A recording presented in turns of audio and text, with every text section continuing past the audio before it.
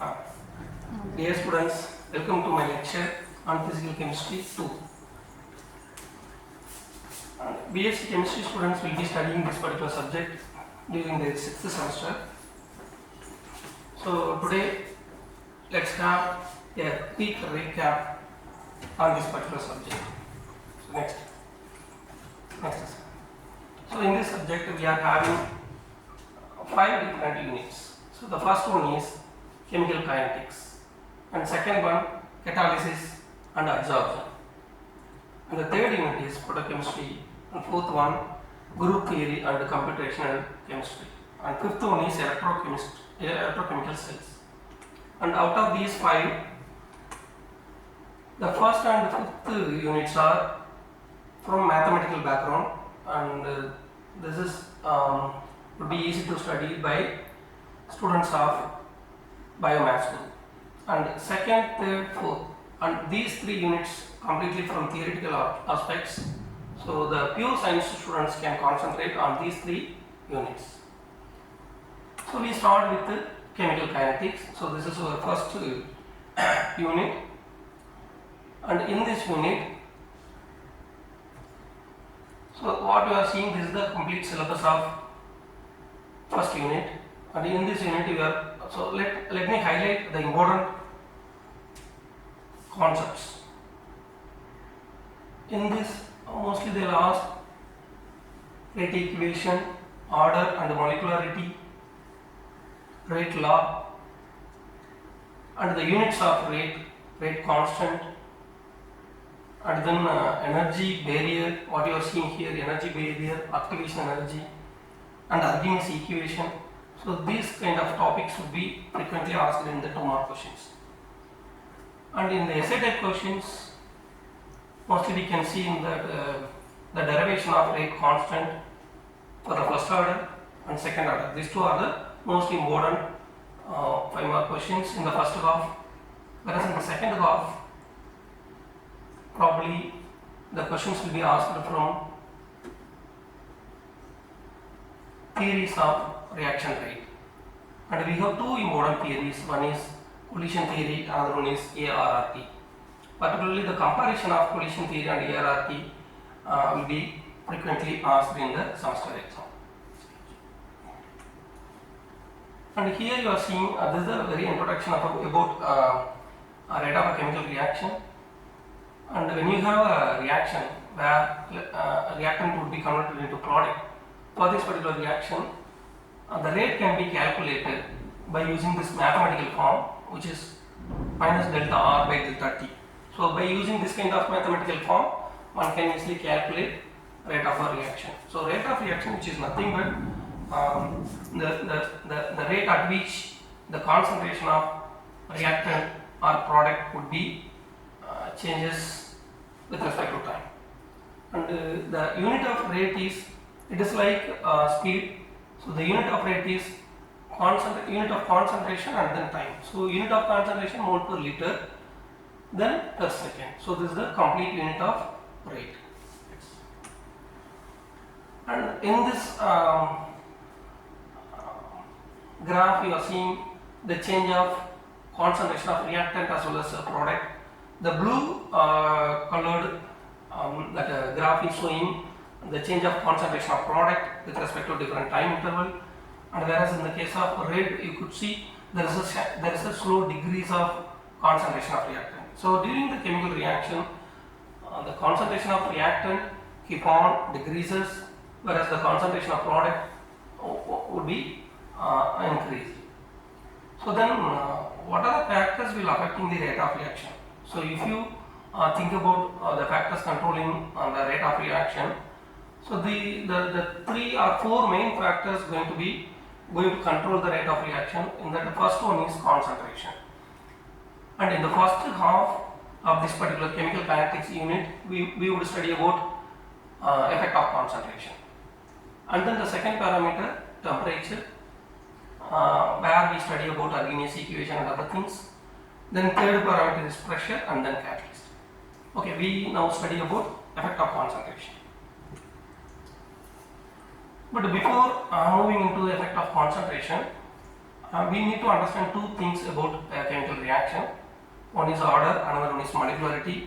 So these two terms are very important and also very fundamental for the chemical kinetics. So what is this order? And this particular for order we use the symbol n.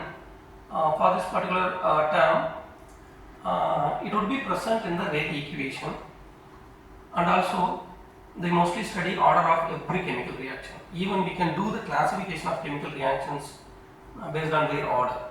Okay, let's now see what is order. And here actually in this particular table you are seeing about the comparison of order and molecularity. In the first point itself, the definition for order. Look at the point. It is the sum of powers of concentration of reactant with respect to rate of reaction. So it is nothing but it is a number. Order is first of all it is a number. Sum of powers of concentration term which are present in the rate equation. So that sum is known as order, and order can be a zero. Sometimes it can be a whole number, and it can be fraction. It can be fraction. And order which we can study from theoretical or by using calculations.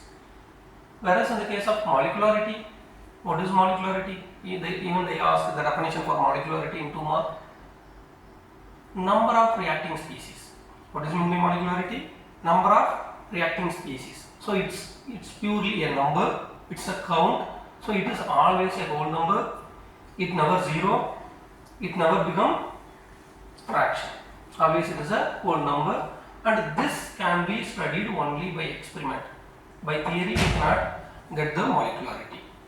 So this comparison frequently they will ask in the 2 mark question or in the 5 mark question. If it is in the 2 mark question, 4 points are sufficient. The first 4 points are sufficient. If it is in the 5 mark question, we go to list out all the 7 points. Yeah. So here you are seeing integrated rate expression. This are rate constant. So this particular term would be studied for different order reactions. Say for example, in this particular syllabus we are having integrated rate expression for 0 order, first order, second order and third order. For all these situations we would study about integrated rate expression, and in this particular slide you are seeing about that integrated rate expression for 0 order reaction. And it is like a derivation, so those who are having strong mathematics can easily grasp these concepts. And here we have to start from rate equation. The derivation has to be started from rate equation. So let us take a chemical reaction where a reactant is converted into product, and this reaction would be taken as 0 order reaction, which means the rate of this reaction is independent of reactant concentration, which is not affected by concentration of reactant. So that was written over here. So the rate is equal to K into R to the power 0. R to the power 0 means that 0 is order. So R to the power 0, which is 1. So the whole reaction or the whole equation is independent of concentration. So it is not affected by the concentration. Now we have to modify this rate equation because we want to get the integrated form. So this is actually in the differential form. So for doing integration, first of all we have to rearrange. So if you rearrange this mathematical equation, you will get this dr is equal to minus k dt. Then you can do the integration. So integrate this. So here we have 2 variables. One is concentration and another one is time t. And if you do integration on both sides, you will get integration of dr is equal to minus k. K is a constant, no need to integrate. Integration of dt. And upon integration of dr, which is nothing but integration of dx, we know very well in the mathematics, this is the basic integration. So integration of dx is nothing but x. Then integration of dr, which is r, then r is equal to, what about integration of dt? That will give you t. Then we will get left hand side, we are having r, concentration of reactant. In the right hand side we have minus kt. Then after integration we have to add integration constant I. Now, so this can be noted as equation number 2. So this equation, here we have one unknown parameter I, so that has to be replaced. So for replacing that unknown parameter, that is integration constant I, let's keep time as 0. When time t is 0, by the time the concentration R, you look at this, concentration R is equal to R naught. Then if you substitute these values in the equation number 2, R naught is equal to I, that is I is equal to R naught. Now in equation 2 you can replace the integration constant I by R naught. So after replacement you will get the third equation, R is equal to minus kT plus R naught.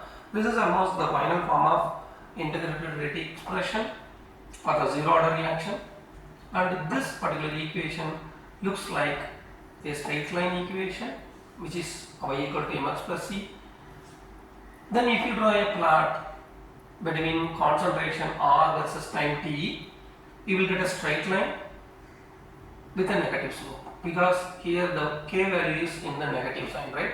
Then the slope would be a negative. So a graph with a negative slope would be formed with this straight line equation. But we want to solve constant k, that is the integrated rate constant k.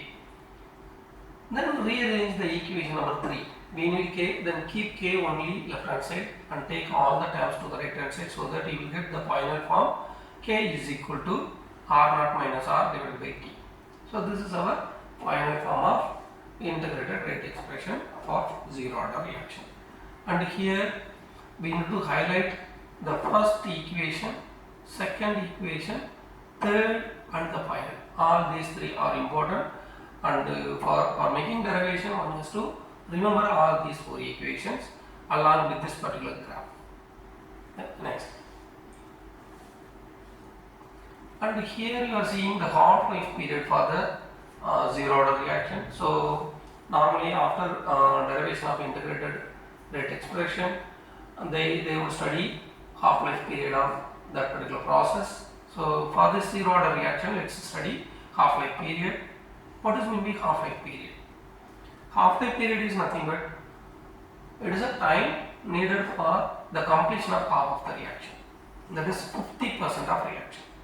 Right? Time needed for the completion of 50% of reaction. And for the zero order reaction, already we solved the k. So k is equal to R naught minus R by t. But here we want to solve time. So let's rearrange that, so that you will get t is equal to R naught minus R. That is the first equation divided by k. And that k belongs to zero order. That's why it was denoted as k naught. Right. And in this, let's now replace time t as t half. When half of the reaction completed, the concentration of reactant R, which becomes R naught by 2. Then instead of R, one can substitute R naught by 2. So if you substitute in the place of R naught by 2, your equation would be modified as T half is equal to R naught by 2 K naught.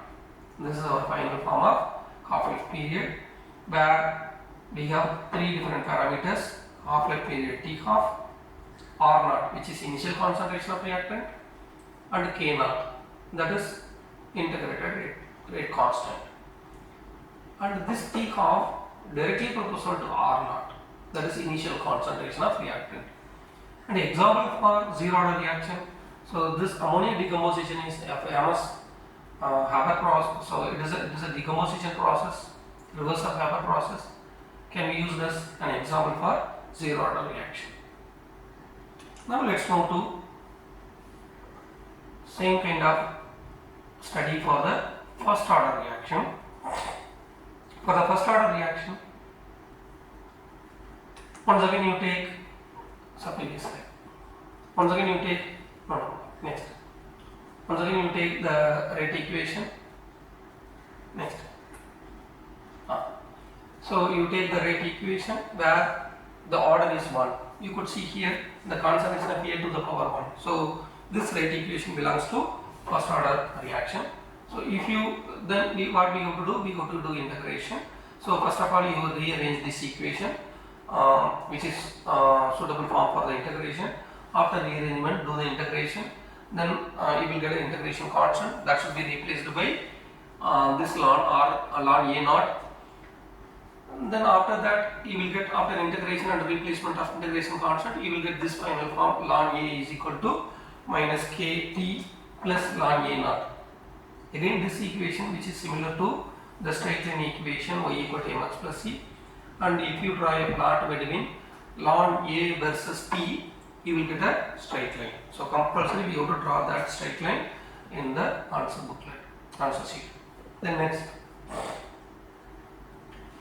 and here we are using ln. Ln is nothing but that is a natural logarithm, but in numericals, that is in calculation, we have to use logarithm, that is a common logarithm.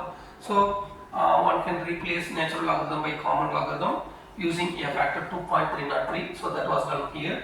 So the final form of integrated rate equation, which is equation number 3, but mostly people will use in this form. K is equal to RK1 is equal to 2.303 by T log of A by A minus X. Here A is initial concentration and X is concentration reacted.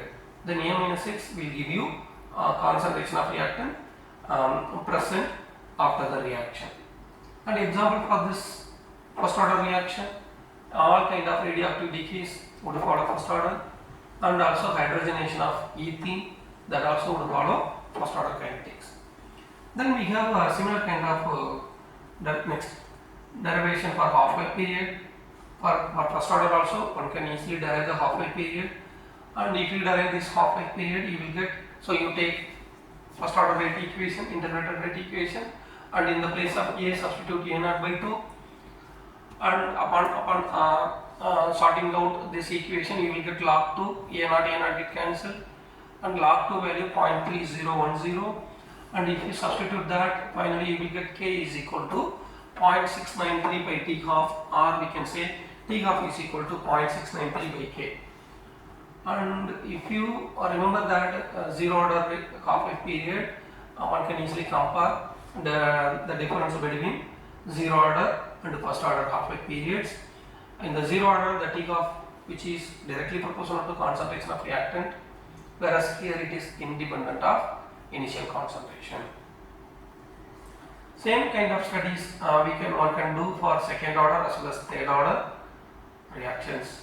And in this particular table, you are seeing a collection of different terms or parameters for each and every order reaction. For zero order, you could see rate law, integrated rate law, and then unit, then the graph, what is y-axis, and what is x-axis, and the relation between half-life. Similarly, for first order, it was listed, second order, then in the last column, you could see it is for nth order, which means the formula were generalized. One can apply this particular formulas for any order reaction. If you remember the last column, you can apply for every order. You can develop all those things, that is rate law, integrated rate equation, unit, and graph, as well as half-life period. Next. Okay, so so up to this we have completed almost the effect of concentration. Let's move to effect of temperature. So what is the role of temperature on reaction rate? Normally everyone knows, the chemistry people knows rate of reaction increases with the increase of temperature, and that only you are seeing in this graph also. This graph clearly showing that the rate of reaction increases with the increase of temperature. Upon increasing the temperature, you could see the area of this plot would be higher, so the rate of reaction also would be higher. Then we have a general statement. If you increase temperature by 10 degrees Celsius, the rate of the reaction or rate constant of the reaction would be doubled, nearly doubled. So then the ratio of rate constant with the 10 degree Celsius temperature difference, that ratio is called a temperature coefficient. So please note down this particular concept. Frequently it would be asked in the 2-mark question. Okay, this is another famous parameter, activation energy. In the introduction itself I said. So activation energy, so which is nothing but amount of energy needed for a reactant to reach the threshold energy, because after reaching threshold energy only the molecule can be converted into product. Then every molecule needs this activation energy or has to cross this activation barrier.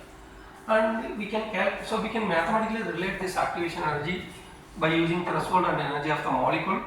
So energy of the molecule, threshold energy minus energy of the molecule, which will give you activation energy. Next, this is a mathematical relation which makes or which connects rate constant and temperature.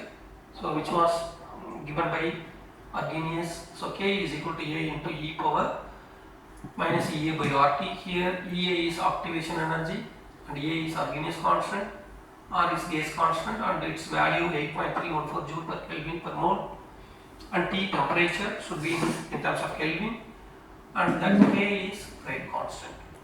So mostly they will ask in this particular equation in 2 mark question. Next.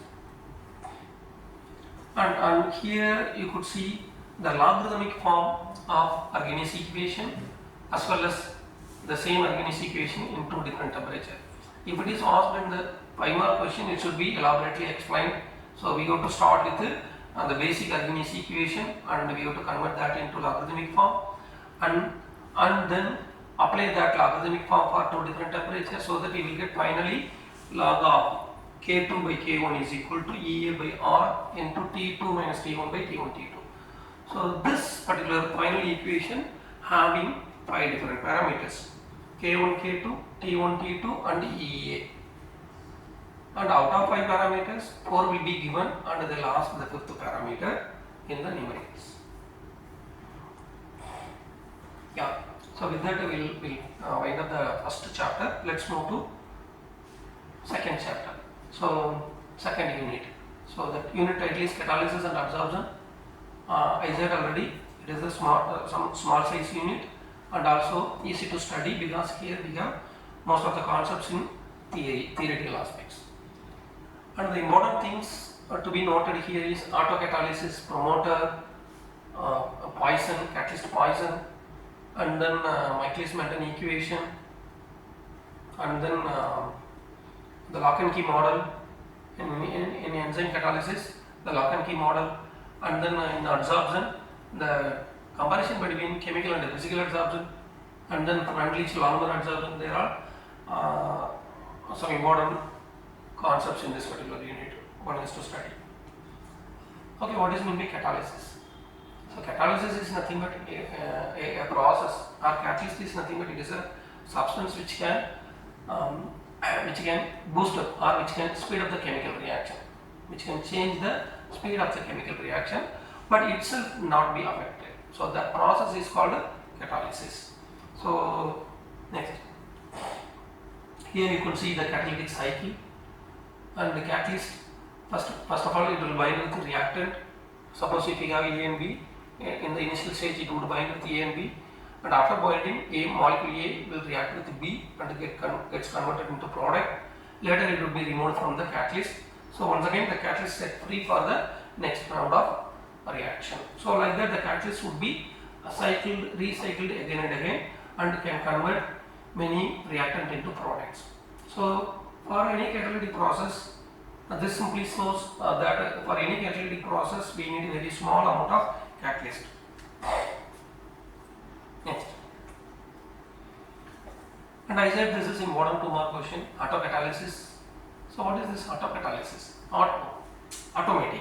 So here if you start a reaction, the reaction initially would be very slow, but in this particular reaction one of the formed product would act as a catalyst, so that after some time the reaction rate would be increased.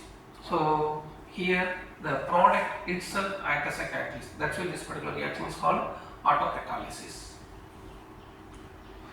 Then types of catalysis, we have 3 different type of catalysis process: homogeneous, heterogeneous and enzymatic.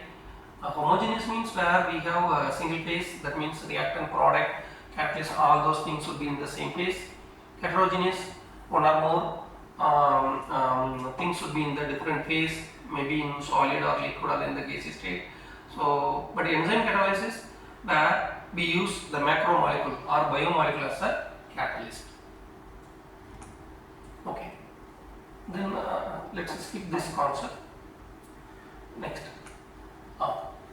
here you are seeing the modern lock and key model for enzyme catalysis. It is very important question frequently asked in the previous year university exams. You are seeing here the mechanism of enzyme catalysis, and you could see something like lock and key setup, enzymes like a key and a substance like a lock, and when the enzyme or when substance approaches, it will exactly fit with that enzyme and it gets activated, and this combination is called enzyme substrate complex, where the activation is happening. After activation, substance will be converted into products. And this particular process would occur if the substance has a proper setup or a proper design. It has to exactly fits with the shape of enzyme. Then only this particular enzyme catalysis would proceed. Or otherwise what will happen, the reaction will not proceed. That's why mostly they say enzyme catalysis reactions are highly specific. Okay, so with that we let's move to the next second half of this particular unit, adsorption. The definition for adsorption is accumulation of molecules on the solid surface, that is adsorption, and the molecule adsorbed on the solid surface, which is adsorbate, and the solid surface which is holding the molecule, which is labeled as adsorbent. And one should know clearly what is adsorbate and what is adsorbent. So next, and here the important concept or important question is the differences between physical and chemical adsorption. Sometimes they may ask physical adsorption alone, write short notes on physical adsorption, or like write short notes on chemical adsorption. Sometimes they may ask you to compare both the physical and the chemical adsorption. And here I have given the comparison between physical and chemical adsorption. So we can use for the difference as well as for the comparison as well as for the individual explanation. And in the left hand side you could see physical adsorption. Physical adsorption, in the name itself saying physical adsorption, there is no chemical bonding at all. Here the adsorption taking place purely because of van der Waals force, and the heat involved is very less, and it is a reversible process, and it does not need any energy, activation energy, and when you increase temperature that would affect the adsorption, and it is not specific, very important. The sixth point is very important, and also the eighth point, it forms multi-layer. So multi-layer adsorption is possible in case of physical adsorption, but that is not possible in the case of chemical adsorption, where it is unimolecular layer. So we can do unimolecular adsorption in the case of chemical adsorption, where because in chemical adsorption the molecules all get connected by chemical bond, so second layer, third layer and all not possible to form. Then here, since chemical bonds involved in the adsorption process, the heat involved is larger and also not a reversible process, and here it needs more activation energy compared to the previous one, and the adsorption increases with increase of temperature. If the adsorption is exothermic, endothermic, if it is exothermic, will be affected by the temperature. That means the rate of adsorption would be decreased. So this comparison is very important. And this is another important 5-mark question, friendly adsorption isotherm. Here I have just as given the hint for this particular equation. It is a mathematical derivation, so you have to start from x by m is equal to k into p to the power 1 by m, where here x by m is nothing but amount of adsorbate adsorbed on the adsorbent m, and the p is pressure of the gas used for the adsorption, k is a constant, and n also a constant. If you take logarithm for the above equation, you will get this logarithmic form, and which is like a straight line equation. So one can do the straight line plot by plotting log p versus log x by m. So if you draw a plot, you will get a straight line with a positive slope. So the log k is the intercept, and here 1 by n is the slope. So after making this particular plot, one can easily get the value of the both constants k as well as both are very unknown parameter. The k and n can be calculated or can be find out from this graph. Next. Okay, so let's move to third chapter. So we are now in the photochemistry. This is a very small chapter and one can easily study here. And we have very limited questions from this chapter. So the important things, the Jablonski diagram is very important. Aesthetic question. We have a diagram followed by some explanation. And then in 2 mark means the Grothers-Doppler law, Stark-Einstein, quantum efficiency, and those kind of questions will be asked in the 2 mark. And in 5 mark, the comparison between thermal and photochemical reaction and Jablonski diagram and the kinetics of hydrogen chlorine and hydrogen iodine. These kind of questions will be asked from 5 mark question. So here just I have collected some basic information about electromagnetic radiation. So the energy of electromagnetic radiation, which is nothing but E is equal to h nu. Here h is Planck constant and nu is frequency of the light, which can be related with wavelength as well as speed of the light. And you know very well the speed of the light is 3 into 10 to the power 8 meter per second. So by using that constant value as well as either lambda or frequency, one can easily sort out the energy of any electromagnetic radiation. So next. Here I already said that the important thing, right? Photochemical reaction, the comparison between photochemical and thermochemical reaction. Sometimes they may ask only photochemical reaction and only thermochemical reaction. Sometimes there will be comparison. So it's a 5 mark question, but we have very limited points for the comparison. Photochemical reaction, the name itself saying photochemical reaction, reaction taking place in the presence of light. And this particular reaction, the rate of the reaction depends on the intensity of light. If you increase intensity of light, rate of reaction will be increased.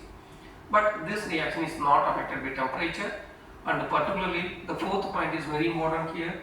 And this reaction which occur either whether the free energy is positive or negative. Mostly the process never proceed if the free energy change is positive. But photochemical reaction, which are exemption from this particular concept, because even for positive free energy also it is quite possible for proceeding the reaction. What about thermochemical?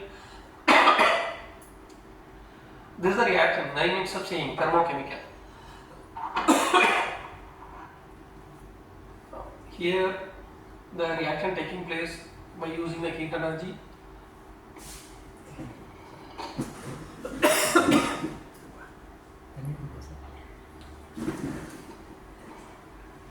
Sorry. So in the presence of heat energy, the reaction mostly proceeds, and but the reaction rate is not affected by light, right? So and also the 4th point, here the free energy change should be negative. Now, this is a one line statement and very important 2 mark question. What is meant by Grothers-Doppler law? So according to this law, only light which is observed can bring the chemical change, right? According to this particular law, only light which is or only photon which is absorbed can bring the chemical change, but it is not actually correct. So many reactions or so many processes, even after absorption there will be no chemical reaction. So many exemption cases are available. So but anyway, this is the fundamental law which was introduced by very in the olden days. But we are using the advanced law, which is a Stark-Einstein law. According to this particular law, the reaction would proceed in a 2 step. In the first step, molecule absorbs photon and gets activated or going to the higher energy level. Then that activated molecule moves to the second step where it is being converted into product. So according to this particular law, chemical reaction, that is photochemical reaction, occurs in a 2-step process. The first one is a primary step, second one is a secondary step. And this particular term is important, 2 mark question, quantum yield. It is very easy to remember. Quantum yield, it is nothing but it is the ratio of number of molecules reacting in a given time to the number of quanta absorbed in the same time, number of photons absorbed in the same time. This ratio will give you quantum efficiency, or sometimes it's called quantum yield. If it is more than 1, the reaction would be faster. If it is less than 1, the reaction would be smaller, so slowly. Here so this particular diagram, this is a modern question, Jablonski diagram. This particular diagram clearly explains the photophysical process for any absorption. If a molecule absorbs light energy, it has some choices. May go for a chemical reaction, or it can go for physical changes, physical process. Through physical process, it can lose that energy. And in this particular diagram, how the molecules are losing their energy through the various physical process. So that was explained. And we are going to discuss only 4 different processes. One is phosphofluorescence, what you are seeing in the green line. Then second one is the red colored arrow marks showing phosphorescence. And then we have a intersystem crossing, and then internal conversion. Intersystem crossing, which are nothing but the transition from S to T, and internal conversion within higher energy level to lower energy level. That kind of transition, internal conversion. So the phosphorescence and fluorescence both are radiative transitions, and internal conversion, intersystem processing, both are non-radiative process. Which means the excess energy would be released in the form of heat. So that's why they have used the zigzag arrow for showing the releasing of heat energy. If you see the straight line, which indicates a release of energy in the form of light. Okay, this and all you can skip. So by using each thing you got to explain: fluorescence, phosphorescence, internal conversion, intersystem crossing, everything we got to explain. Then this is a 2 mark question: chemiluminescence. It's like a reverse of photochemical reaction. It's a reverse of photochemical reaction where chemical reaction proceeds with the release of energy. Usually in photochemical reaction, light is absorbed, but here light is released during a chemical reaction. So there are some examples listed over here, and this example is very interesting: the firefly, which releases light energy due to a chemical reaction. In this firefly bomb, there will be a process where the luciferase, that kind of that a chemical reaction would occur. As a result, the energy would be released in the form of light. That's why we are seeing the glowing of that particular bomb. Okay, this is 4th chapter. Let's have a quick recap on this 4th chapter. It is a group theory, so we need to have a very strong imagination capacity to understand this particular chapter. But here we have only elementary level of concepts, very basic concepts only.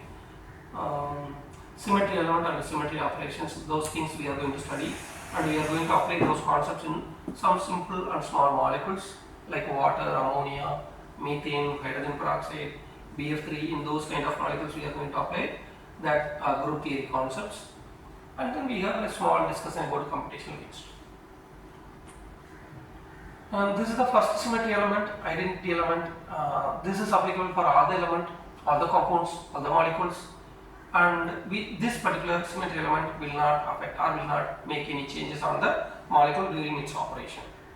Second, it is a rotational symmetry element, CN. They call the CN symmetry element, and this particular symmetry element having rotation about a particular fixed axis. So the rotation may be 180 degree, 90 degree, some variety of some various degrees are available.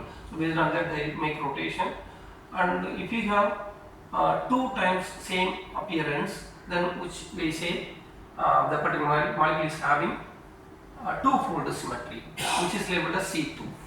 If it is having 3 times similar appearance, which is said 3-fold symmetry. Like that we have 2-fold, 3-fold, 4-fold symmetries are available during this rotation process. So in this picture you are seeing water molecule, which is a C2 symmetry molecule, which has similarity in 180 degree rotation. Yeah, here this is sigma plane, or we say mirror planes, or plane of symmetry. This particular symmetry element bisects the molecule into two half. So whenever you have a mirror plane, those kind of molecules can be bisected into two different parts, two similar parts, and we say those molecules are having mirror plane or plane of symmetry. And for this we use the symbol sigma. And we have two kind of planes, either the plane can be a vertical or can be a horizontal, and horizontal plane represented by sigma h and the vertical plane sigma b.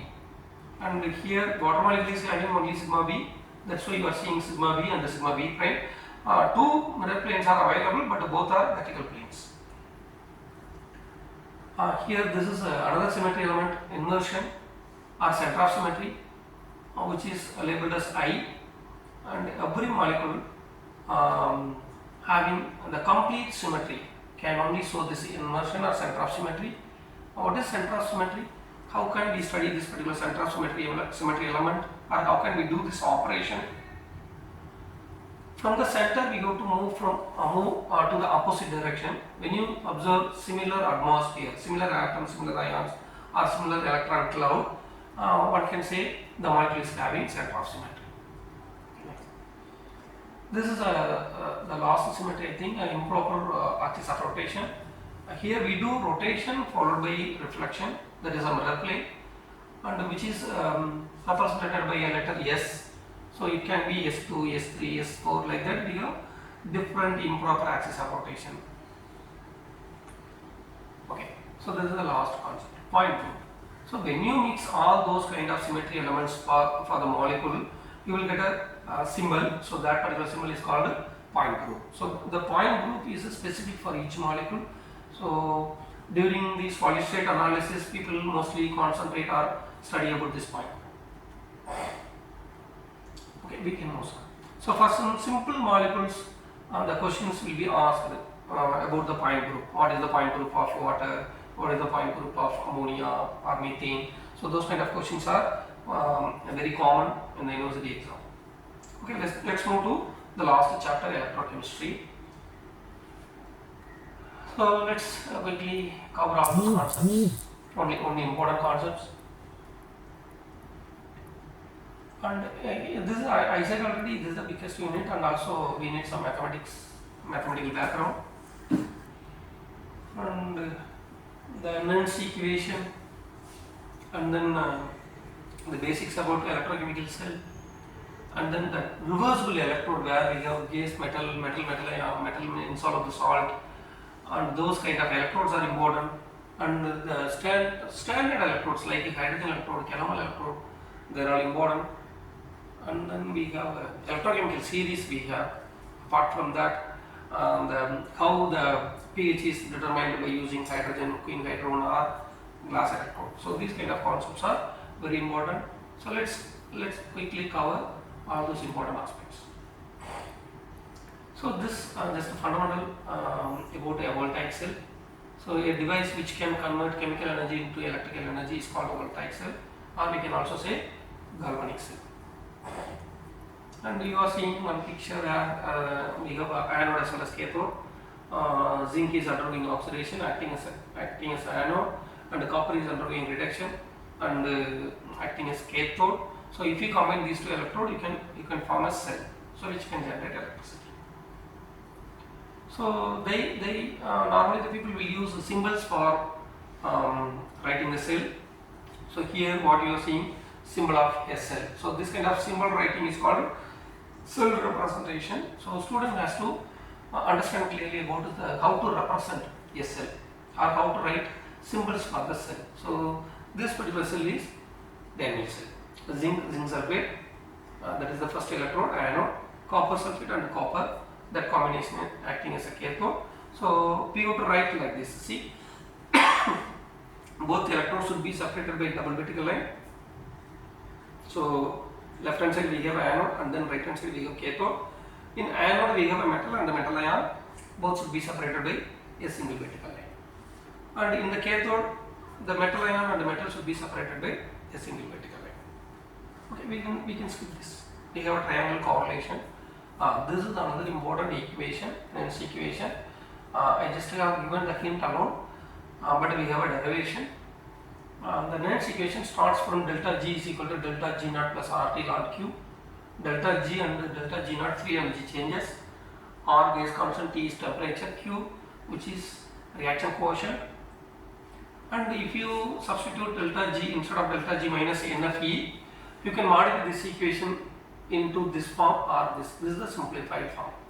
And that last equation is called Nernst equation, which connects cell potential with the concentration. Cell potential with the concentration. So how the change of or effect of how the concentration affects the potential, which can be easily studied by this particular Nernst equation. Yeah, here the glass electrode was discussed, where we use gas as the reactant. So hydrogen electrode is very famous for this particular case. This is an oxidation reduction electrode, where we have oxidation electrode as well as reduction electrodes. Oxidation electrode would undergo oxidation, reduction electrode would undergo reduction. There are some examples listed over here. This is a metal ion electrode. Mostly in chemistry laboratory, one can see this kind of metal ion electrodes, where metal rod used as reactant and which is connected or which is dipped in a salt solution. So the combination of metal and metal ion, that combination would generate some potential, particularly the junction where we have a contact of metal and metal ion. That junction itself having some potential which is generated by this particular electrode. Yeah, this is a important electrode which actually we used as a reference. One is hydrogen electrode, another one is calomel electrode. Here how the hydrogen electrode is constructed, that was discussed over here. You could see there is a beaker. In that we have filled 1 molar hydrochloric acid, and we kept a platinum plate which is connected with a platinum wire. And in this we have a provision for passing hydrogen gas. So we have to maintain one atmosphere pressure. So if you maintain this particular setup, which is a hydrogen electrode, can be used as a standard, and its potential which is fixed as 0 volt. This is another. So since the previous electrode, hydrogen electrode, it is highly difficult to set up that electrode, the people started to use calomel electrode as the alternative reference, where we have mercury, mercurous chloride and potassium chloride. These chemicals are used for making this particular electrode, where here you could see mercury is filled above the mercurous chloride paste is available. Mercury paste is available. Then okay, here you are seeing electrochemical series. It is an important question. Okay, so if you go through all those concepts, one can easily clear the university exam. Thank you.